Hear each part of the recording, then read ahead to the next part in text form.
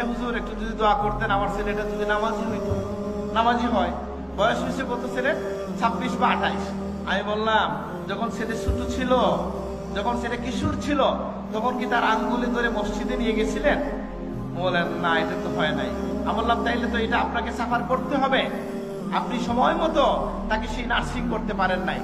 এখনকার যারা তরুণ আছেন, যুবক আছেন, কিশোর আছেন, তাদেরকে আমরা বলবো যে সকল আপনি যদি একটা সার্চ দেন যে কিভাবে একজন সফল ছাত্র হওয়া যায়, মানুষ হওয়া যায়, তাহলে কিছু কথা সকল ধর্মের ঊর্ধ্বে উঠেও দেখবেন আপনি সবাই বলছে।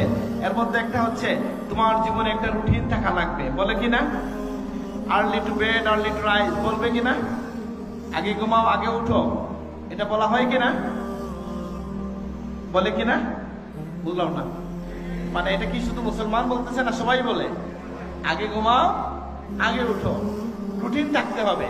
কিন্তু একজন মানুষ যদি ইসলামে পরিপূর্ণরূপে দাখিল হয়ে যায়, তাহলে তার জন্য আমাকে নতুন করে রুটিন বানিয়ে দিতে হবে না। তাকে ফজরে উঠতে হলে আগে ঘুমাইতে হবে।